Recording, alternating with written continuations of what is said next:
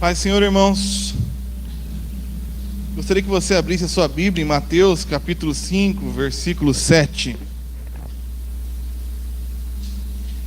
Mateus capítulo 5, versículo 7.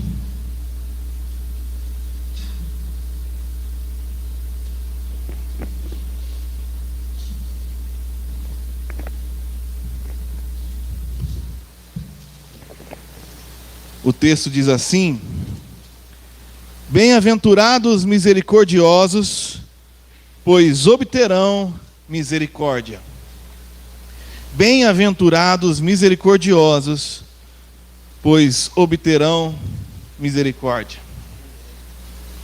Irmãos, o Evangelho é um convite para a extrema felicidade. Eu sei que quando eu falo essa frase, ela pode começar chocando muitos de vocês, chocando muito de nós, porque nós temos aquela impressão, e não sei por qual motivo, mas uma impressão de que o convite para vir até Jesus, o convite de negar a si mesmo, de tomar a sua cruz, de morrer para si e viver para Ele que por nós morreu, ressuscitou, acabou por algum momento na história se transformando numa analogia a um chamado para a tristeza. É verdade sim que na caminhada cristã nós temos lutas, é verdade. É verdade que na vida cristã nós teremos e passaremos por aflições. Mas Jesus prometeu que Ele venceria o mundo. O chamado do Evangelho é sim para uma vida de extrema felicidade. Na primeira pergunta da confissão de Westminster, uma confissão antiga da Reforma, e ali eles perguntam: qual é o propósito último do homem? Qual é o fim último do homem? E a resposta que é dada ali é glorificar a Deus e se alegrar nele eternamente.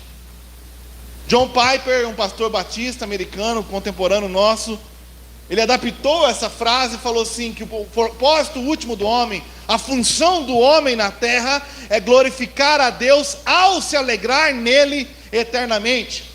Porque John Piper fala que Deus é muito mais glorificado em nós quando nós nos alegramos nele. Não há nenhum problema em buscar a alegria nele. O problema é buscar a alegria em outras coisas, ou usar Deus como meio para buscar a alegria e satisfação em outro. Por exemplo, eu e a minha esposa estamos aqui, 15 anos casados, plena satisfação, e ele dá analogias e eu já contei essa analogia aqui, de eu chegar talvez amanhã, fazer surpresa para ela, com um buquê de rosas nas costas, e toco na porta, e falo: é o seguinte, amor, você vai pegar essas crianças, vai deixar na casa de alguém, porque hoje eu vou passar o meu dia inteiro com você. Porque o que eu quero mais da minha vida é passar essa segunda-feira maravilhosa na tua presença. Não tem nada que eu quero mais do que me alegrar e desfrutar da tua beleza, e desfrutar do teu amor, desfrutar do teu carinho. E John Piper pergunta: se eu fizer isso para Renata, ela vai se sentir usada ou vai se sentir honrada? Não há desonra nenhuma, não há uso nenhum se eu chegar para minha mulher e falar que o maior desejo e prazer que eu quero ter é desfrutar de um tempo com ela. A prostituição e o adultério está eu buscar o meu desejo, a minha alegria, o meu prazer em outra pessoa.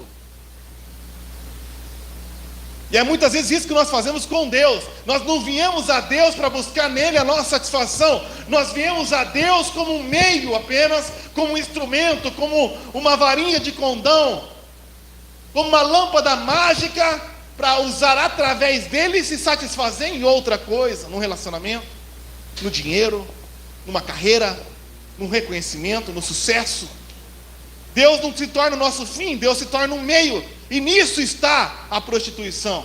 Quando nós fazemos aqui uma campanha para usarmos Deus para te dar aquilo que você quer no final das contas, para se alegrar. Isso é errado, mas buscar a nossa satisfação e a nossa alegria em Deus é o nosso propósito.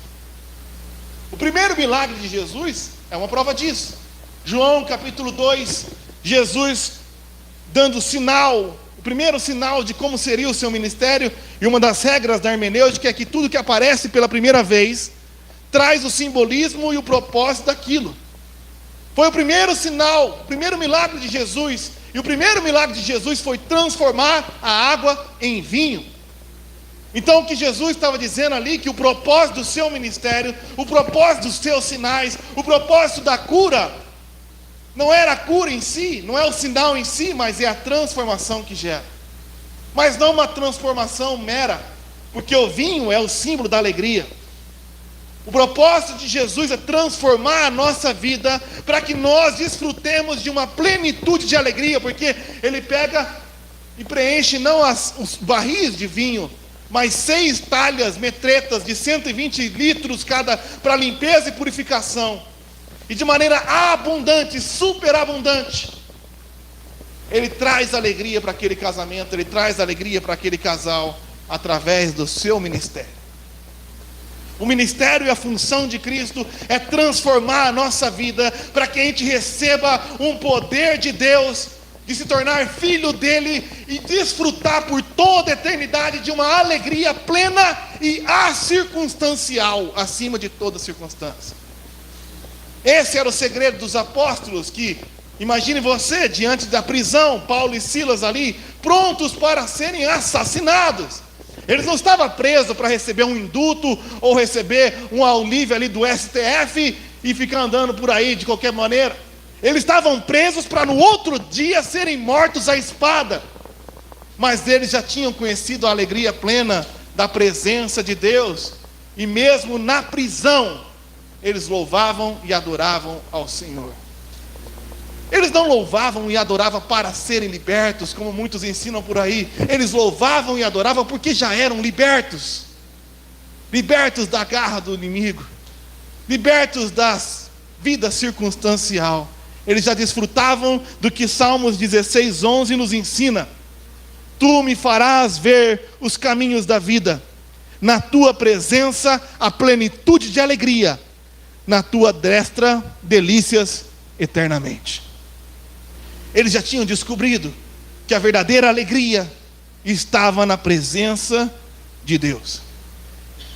E para embasar e terminar a minha introdução e fundamentar a minha tese, Jesus agora, no sermão mais importante, mais chocante, mais conhecido, no chamado Sermão do Monte, ele inicia o seu sermão ensinando a respeito das bem-aventuranças.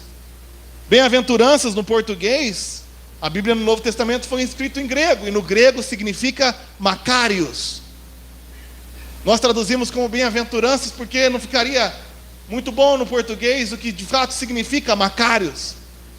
Macários significa extremamente felizes. Ele começa dando 9 bem-aventuranças, 9 modos divinos de cada um de nós, nascidos de novo, se tornarmos extremamente felizes. E eu separei apenas um nessa noite, quando ele fala: extremamente felizes são os misericordiosos, pois obterão misericórdia. Extremamente felizes. Extremamente felizes são os misericordiosos, porque não há meios de se encontrar a felicidade vivendo uma vida com falta de perdão. O maior exterminador da alegria se chama falta de perdão. Alguém já disse que não perdoar é como tomar veneno e esperar que o outro morra. Você foi ofendido, você foi traído, você foi abandonado, e você fica naquela vida de amargura, tomando veneno, remembrando aquilo que fizeram com você e torcendo que aquela pessoa morra, mas quem está morrendo é você. Outra pessoa disse que não perdoar e buscar a vingança é como pegar uma pedra em brasa para tentar acertar o seu inimigo, sem perceber que o maior tempo dessa pedra em brasa fica na tua mão, e talvez nem acerte o inimigo. E que no final das contas, quem se queimou foi você, porque escolheu viver uma vida de amargura, e não tem como viver feliz, amargurado e ressentido, preso no passado, exterminando a própria alegria pela falta de perdão. Obviamente, meus irmãos, que eu tenho todo o temor do Senhor, porque o que eu quero propor para vocês nessa noite é que perdoem. Perdoem os seus inimigos. E eu tenho temor para falar porque eu sei muito bem as circunstâncias de que muitas pessoas chegam aqui ou que estão me acompanhando pela internet. Eu sei que pessoas às vezes chegam aqui vítimas de violência, vítimas de abuso. E eu preciso ter muita prudência e uma centralidade para explicar para vocês também o que não é perdão. Perdão significa deixar ir. Perdão significa liberar. Mas perdão não significa confiar. Perdão não significa voltar a respeitar. Perdão não significa compactuar com o erro. Perdão não significa conviver. Perdão é algo que você dá e a pessoa recebe. Mas respeito é algo que a pessoa conquista. Confiança é algo que se conquista. E que depois que se perde, não pode simplesmente receber. Tem que ser conquistado no dia a dia.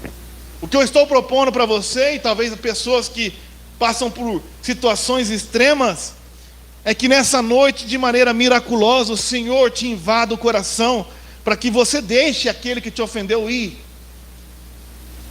Não necessariamente que você volte a conviver e confiar e respeitar e dar uma segunda chance. Isso não é prudente. Não é isso que a palavra de Deus ensina. Mas pastor, Deus quando nos perdoa, Ele nos recebe de volta e nos dá a plenitude da sua presença. Olha, o filho pródigo foi perdoado e foi restaurado ao convívio, recebeu o anel. E às vezes a gente confunde isso porque a gente não entende a distinção do significado de perdão e graça. Misericórdia e graça. Uma ótima definição que eu gosto sempre de usar é que misericórdia é não receber aquilo que você merece. E graça é receber aquilo que você não merece. Então, nós recebemos a misericórdia de Deus quando não recebemos da parte dele aquilo que nós merecemos. Nós falhamos com ele, nós pecamos contra ele, e o que nós merecemos de Deus é o castigo e a danação eterna. E só de não receber o castigo que eu mereço, eu recebo a misericórdia. Mas Deus, em sua infinita bondade e amor, também concede a graça. Ou seja, nos dá aquilo que não merecemos. O seu Espírito Santo e o prazer da sua convivência por toda a eternidade. Deus sim nos dá misericórdia e graça, mas esse texto em específico e as outras passagens, Deus nos convida a sermos misericordiosos. Não estou dizendo que não existe casos, eu conheço casos de pessoa que recebe o dom de até mesmo agraciar aquele que ofendeu a ponto de dar uma segunda e uma 17ª chance. Existem casos assim. Mas o que eu estou convidando você nessa noite é exercer a misericórdia, liberar o perdão, deixar que a pessoa vá, para que você seja liberto também e desfrute de plena felicidade em Cristo Jesus. E eu falo que você precisa liberar o perdão para ser liberto. O tema da mensagem de hoje é libertos para a felicidade. Porque em uma das parábolas de Jesus, ele nos ensina que se nós não perdoarmos, nós nos tornamos prisioneiros. Abra sua Bíblia em Mateus capítulo 18, versículo 21.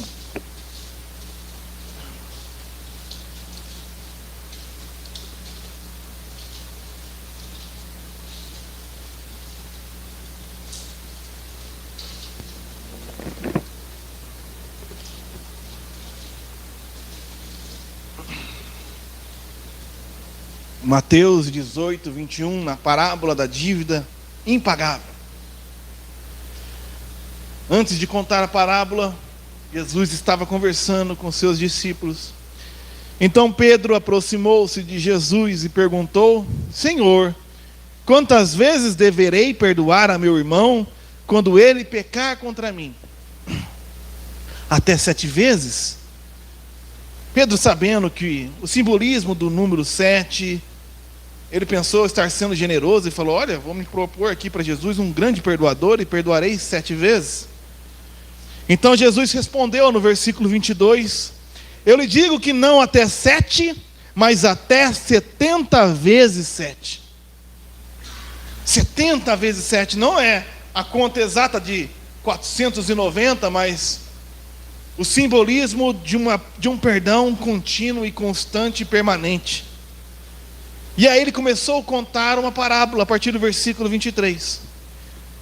Por isso, o reino dos céus é como um rei que desejava acertar contas com seus servos. Quando começou o acerto, foi trazido à sua presença um que lhe devia uma enorme quantidade de prata. Aqui na versão Almeida e atualizada, 10.000 talentos de prata. Guarda esse número. Como não tinha condições de pagar, o Senhor ordenou que ele e sua mulher, seus filhos e tudo que ele possuía fossem vendidos para pagar a dívida. O servo prostrou-se diante dele e lhe implorou: tem paciência comigo e eu te pagarei tudo. O Senhor daquele servo teve compaixão dele, cancelou a dívida e o deixou ir. Esse é o significado de perdão: deixou ir.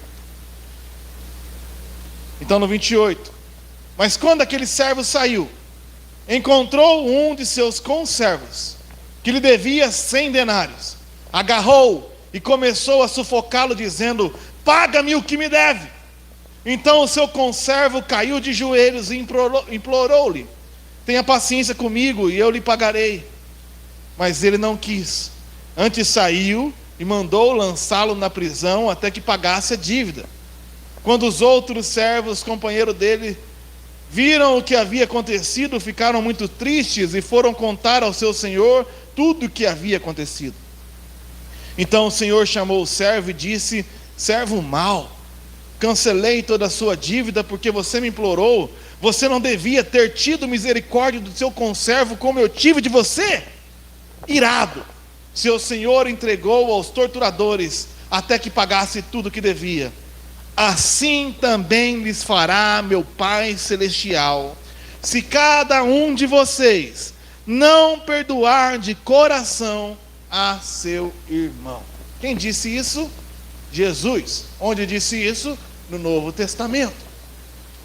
Esse é um ensino do Novo Testamento, vindo da boca do próprio Jesus, onde ele é explícito em dizer que assim também será feito pelo Pai Celestial, se cada um de vocês não perdoar aquele que ofende você. Então você consegue imaginar a seriedade e a base do que eu estou falando aqui. Nessa parábola tem 3 personagens e eles simbolizam 3 pessoas. O Senhor simboliza Deus, o servo simboliza eu e você, e o conservo simboliza o nosso próximo, o nosso semelhante, que às vezes nos ofende também. E é interessante essa passagem porque ele coloca alguns valores. E ele fala que o conservo, que simboliza a pessoa que nos ofende, a pessoa que nos machuca. Esse conservo devia 100 denários. 100 denários é um valor importante. Denário era que um trabalhador comum recebia por um dia de trabalho. 100 denários significa que aquela pessoa devia aproximadamente 1/3 do ano de trabalho. Jesus não está diminuindo a ofensa que a gente recebe do próximo. Olha aí, ele fala: essa pessoa te deve bastante, poxa, 1/3 do trabalho. Eu coloquei em dias atuais aqui, baseado no nosso salário mínimo de hoje, de 1.212, um dia de trabalho, Tiago, você que é matemático, dá R$40,40, 100 dias de trabalho dá R$4.040. Então esse conservo devia para um trabalhador salário mínimo R$4.000, não é pouca coisa. Deus não está dizendo que aquela pessoa que te ofendeu por pouca coisa. Mas ele também fez uma outra conta. Ele falou que o servo devia ao Senhor 10.000 talentos de prata. Ele falou que nós devemos para Deus 10.000 talentos de prata. Um talento pesa 58,9 quilos. Um talento. A grama da prata, hoje, fiz a pesquisa, está 3,41. 1 quilo são 1.000 gramas, então 1 quilo de prata são 3.410. Um talento são 3.410 vezes 58,9. Então um talento equivale a 200.849 reais, mas você não deve um talento, você deve 10.000 talentos.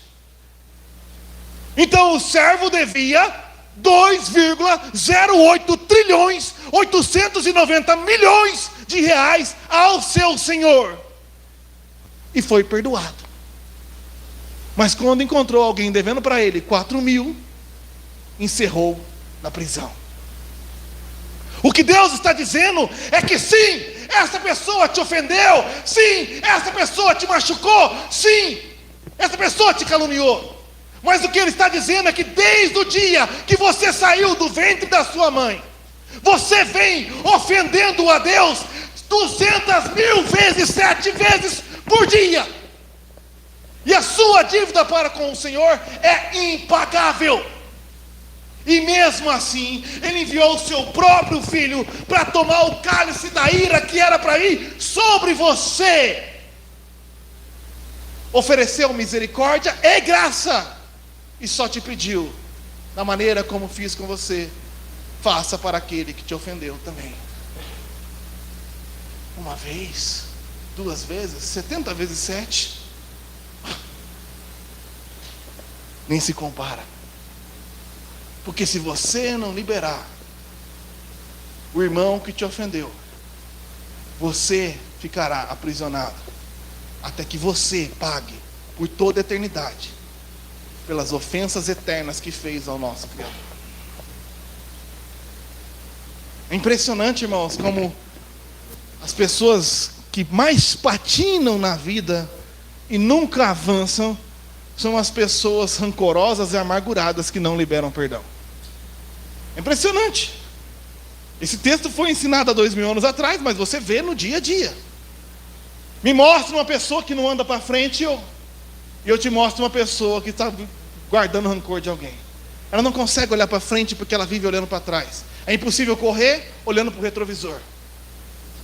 Ela não pode fazer nada, Arnaldo, porque o meu pai, a minha mãe, porque lá na igreja, porque aquele falou, aquele fez, aquele disse. Em vez de, esquecendo-me das coisas que para trás ficam e avançar para as que estão diante de mim, prosseguir para o alvo, para o prêmio da soberana vocação de Deus em Cristo Jesus, vivemos aprisionados. E a psicologia fica tentando dar nome para as coisas que Deus já ensinou. Uma das coisas que eles descobriram é a síndrome do abusado que vira abusador. É impressionante. A pessoa é abusada e ela se torna um abusador. Por quê? Ela foi ofendida e se torna um ofensor. Ela foi maltratada e se torna uma pessoa que maltrata os outros. Ela recebeu uma criação ríspida, autoritária, invasiva e se torna um invasor. Impressionante. Por quê? Porque em vez de seguir na frente, continua reverberando aquilo que recebeu.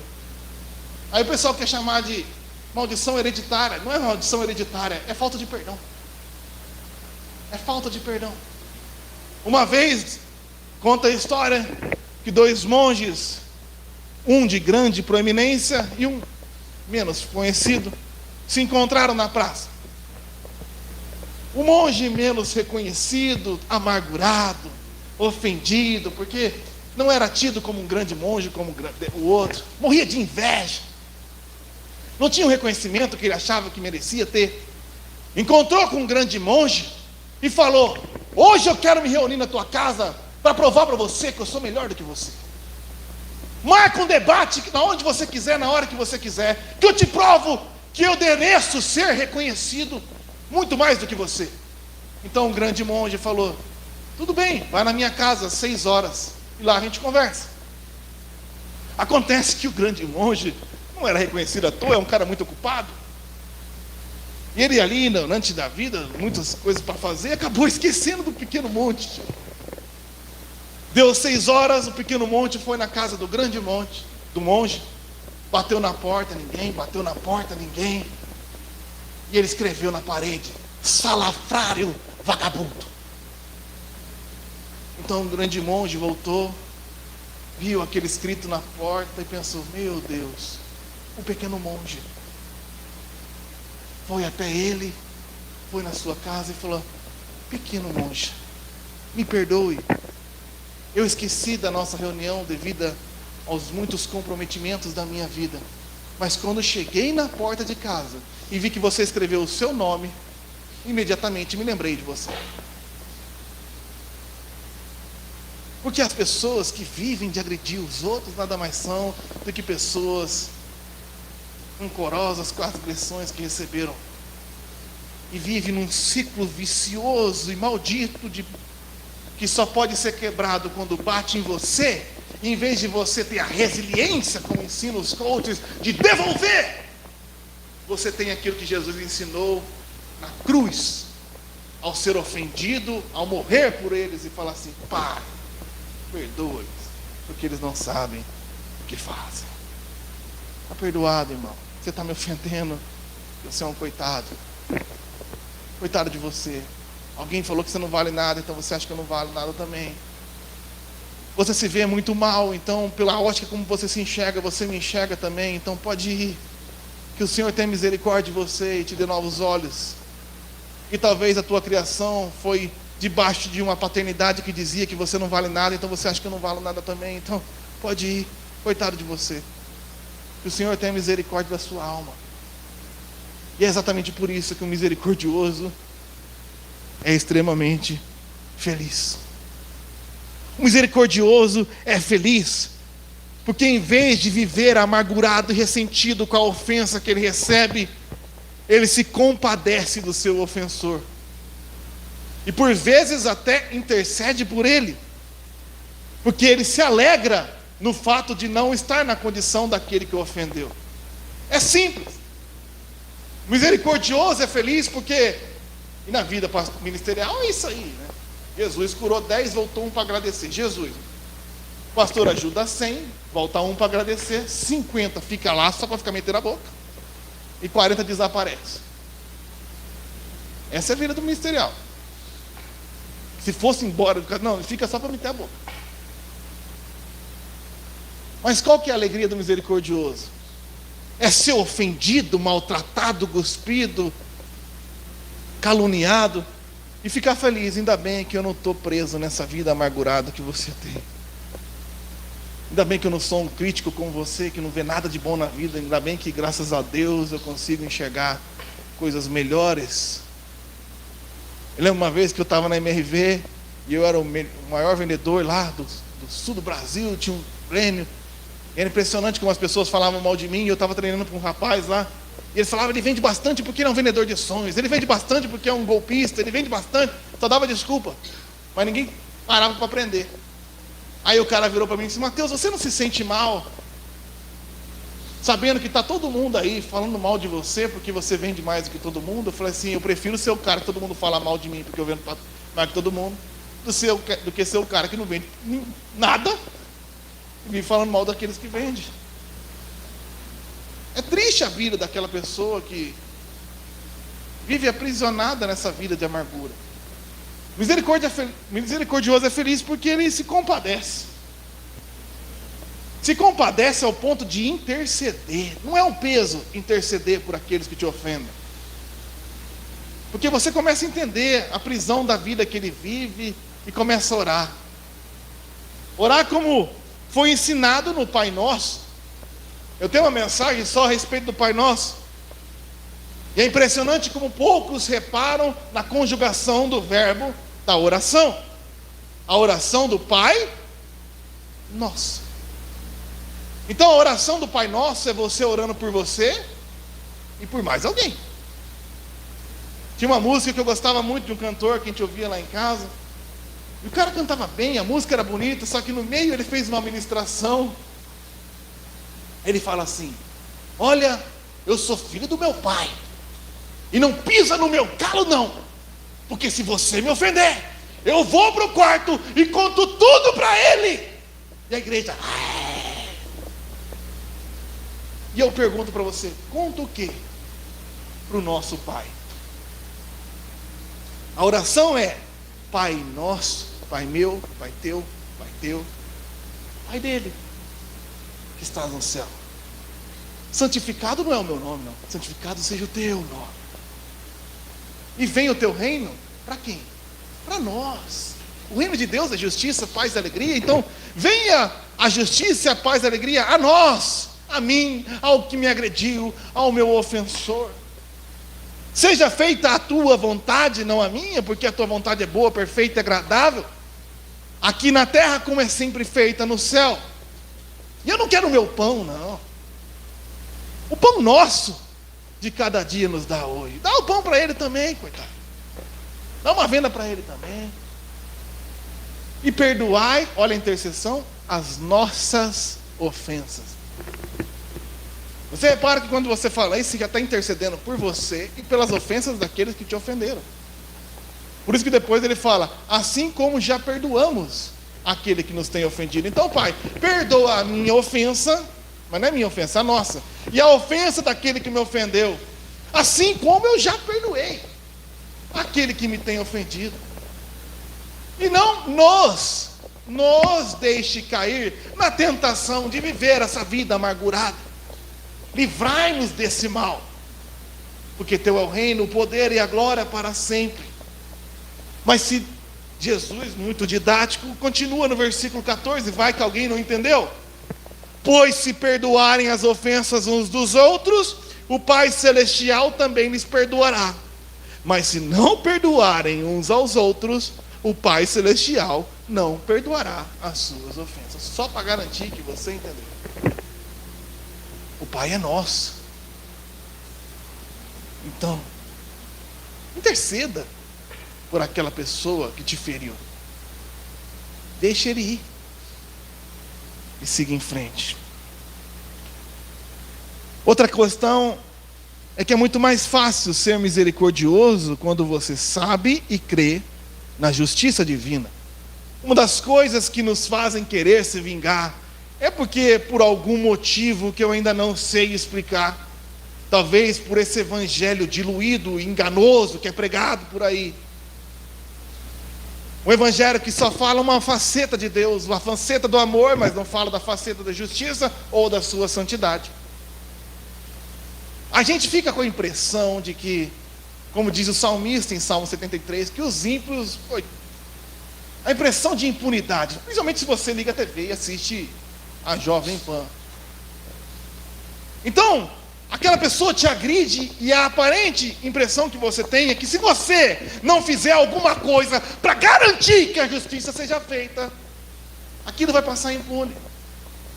Mas quem crê, sabe e confia na justiça divina, não apenas descansa, como até intercede. Por isso eu quero trazer para vocês alguns textos para relembrar você que talvez não sabe, ou instigar a tua fé em você que sabe, de que Deus faz justiça, sim, sobre todos, sobre tudo, e sobretudo acima na vida daqueles que não se arrependem. Romanos capítulo 12, versículo 19. Amados, não procurem vingar-se, mas deixe com Deus a ira, pois está escrito, minha é a vingança, eu retribuirei, diz o Senhor. Nossa, pastor, que mensagem agressiva, eu sou do tempo da graça. Onde você aprendeu da graça? Romanos, capítulo 3, eu estou em Romanos, capítulo 12. Vamos em outro texto do Novo Testamento? Gálatas capítulo 6, versículo 7. Não se deixem enganar, de Deus não se zomba, pois o que o homem semear, isso também colherá. Temos alguns engenheiros agrônomos aqui. Vocês já viram alguém que plantou feijão e colheu milho? Nós estamos na festa do soja, eu não sei porque é do e não da soja, para celebrar a colheita do milho. Mas porque pessoas plantaram milho. Você planta milho, colhe milho. Você planta injustiça, vai colher injustiça. Então, você pode se feliz e descansar no fato que Deus fará justiça. E para te dar uma força, eu vou dar mais 2 textinhos aqui. Salmo 5, versículo 4. Esses textos aqui é os mais legais, né, Tiago? Salmo 5, 4 diz assim: Tu não és um Deus que tem prazer na injustiça. Não pense que Deus está mandando você perdoar, porque Ele se alegra nessa impunidade. Ai, perdoa ele, coitadinho. Não. Perdoa ele porque deixa comigo. Eu não sou um Deus que me alegra com a injustiça, não. Contigo, o mal não pode habitar. Os arrogantes não são aceitos na tua presença. Odeias todos os que praticam mal. Destrói os mentirosos, os assassinos, os traiçoeiros. O Senhor detesta.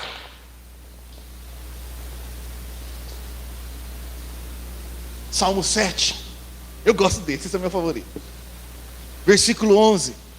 Deus é um juiz justo, um Deus que manifesta a cada dia o seu furor. Se o homem não se arrepende, Deus afia a sua espada, arma o seu arco e o aponta, prepara as suas armas mortais e faz as suas setas flechas flamejantes. Quem gera maldade concebe sofrimento e dá à luz a desilusão. Quem cava um buraco e o aprofunda cairá nessa armadilha que fez. Sua maldade se voltará contra ele, sua violência cairá sobre a sua própria cabeça. Pastor, ele só me xingou. Está vendo? Você está ficando até com misericórdia agora. Ora pelo teu ofensor, sabe por quê? Se ele não se arrepende, se você deixa com Deus, enquanto ele caminha, Jonathan Edwards, numa sua mensagem lendária chamada Pecadores nas mãos de um Deus irado, fala que o homem que não se arrepende e vive maquinando e tramando mal é como um homem que anda sobre uma película de gelo e debaixo dela está o fogo do inferno derretendo aquela película, sem saber que a qualquer momento irá cair num abismo de perdição e danação eterna. O homem que não se arrepende, segundo o Salmo 7, tem Deus ali, afiando a espada, tchim, tchim, tchim, andando por aí, e Deus com um arco afiado, mirando bem no meio da fuça, pois a qualquer momento, ele solta. Quando é esse momento? Não sei. Por isso o seu convite de amor, arrependa-se. Arrependa-se. Lembra de João Batista? Os fariseus religiosos, ouvindo a mensagem de arrependimento, pensaram assim: vamos lá sermos batizados por João, falar que eu me arrependi e estou livre. E ele fala assim: raça de víboras hipócritas, vocês acham que assim podem fugir da ira vindoura? Mostrem frutos de arrependimento. Frutos de arrependimento. Então, é mais fácil descansar e ter misericórdia quando você sabe que a justiça de Deus não falha. É por isso que aqueles que receberam a graça do Senhor até intercedem: Senhor, não é mais demagogia. Senhor, tenha misericórdia daquela pessoa que me ofendeu e me abusou e me agrediu, porque o que espera para ela é desproporcional com aquilo que ela fez por mim. Essa é a verdadeira geração do Evangelho. Mas acima de tudo, o misericordioso é feliz, porque recebe a graça de Deus, a sua presença e uma convivência por toda a eternidade. O misericordioso é feliz porque ele começa a calcular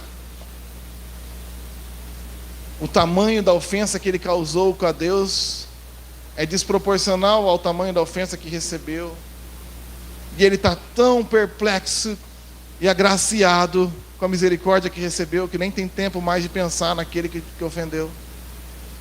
E ele começa a ficar grato, porque Deus pediu para ele só deixar o outro ir. E Deus podia ter feito isso com você também. Só vai, você vai morrer e vai desaparecer, você não vai existir mais. Mas não. Deus provou o seu amor por nós, como foi lido aqui, quando morreu por nós, sendo a gente ainda inimigo dele.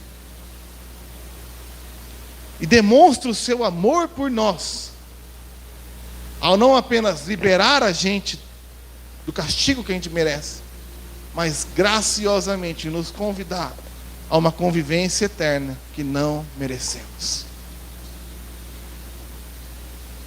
Esse é o principal motivo que o misericordioso é feliz, porque ele obtém misericórdia e desfruta da plenitude da presença de Deus por toda a eternidade. O misericordioso vai ouvir o que Jesus ensinou na parábola dos talentos em Mateus 25, 23. Muito bem, servo bom e fiel. Você foi fiel ao perdoar no pouco, e eu te porei sobre o muito. Entre agora e participe da alegria do Senhor. Nesse lugar maravilhoso, não há perigo. Porque Apocalipse 21, versículo 4 diz que nesse lugar Ele enxugará dos seus olhos toda lágrima. Neste lugar não haverá mais morte. Nesse lugar não haverá nem tristeza. Neste lugar não haverá mais choro. Neste lugar não haverá mais dor, pois a antiga ordem já passou.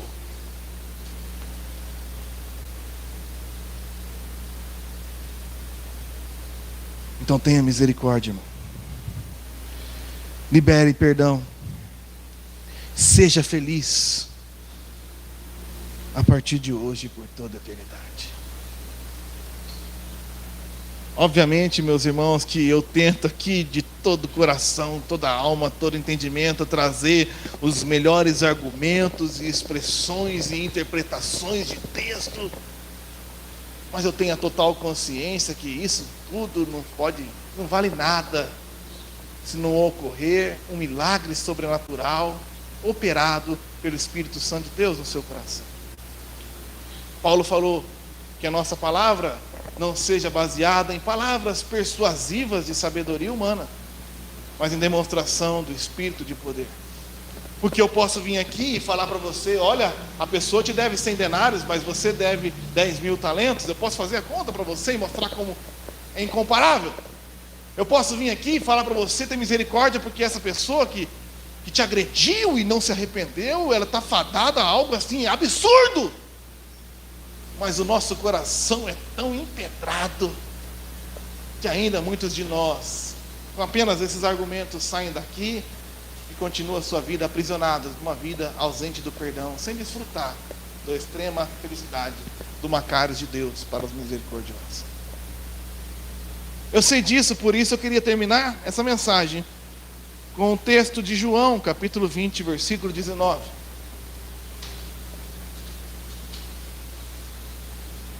Onde diz assim: ao cair da tarde daquele primeiro dia da semana, no comecinho da noite de domingo, no dia da 48ª festa do soja, sabe Deus por quê? Estando os discípulos reunidos, a portas trancadas por medo dos judeus, Jesus entrou, pôs-se no meio deles e disse: você que anda amargurado, paz seja com vocês. Tendo dito isso, mostrou-lhe as mãos e o lado. Os discípulos se alegraram quando viram o Senhor. Então novamente Jesus disse: paz seja com vocês. Assim como o Pai me enviou, eu os envio. E com isso soprou sobre eles e disse: recebam o Espírito Santo. Se perdoarem os pecados de alguém, estarão perdoados. Se não perdoarem, não estarão perdoados. Eu gosto de fazer mensagem expositiva por causa da ordem, das maneiras como a palavra expõe. E é impressionante que ele fala, paz seja com vocês. E antes de falar que perdoem, Jesus soprou o Espírito Santo de Deus. Porque sem receber a revelação e a convicção do Espírito Santo no seu coração, você é incapaz de perdoar, independente dos argumentos. Por isso eu encerro essa minha ministração de hoje, clamando que em nome de Jesus, por intermédio da sua palavra ministrada, você receba o Espírito Santo de Deus no seu coração nessa noite. Seja invadido pelo seu amor, pela sua graça e pela sua misericórdia. Inundado de uma paz que excede todo entendimento, a ponto de liberar perdão para aqueles que lhe ofenderam e obter graça e misericórdia em tempo oportuno. Desfrutar de plena abundância de paz e extrema alegria hoje e eternamente. Amém.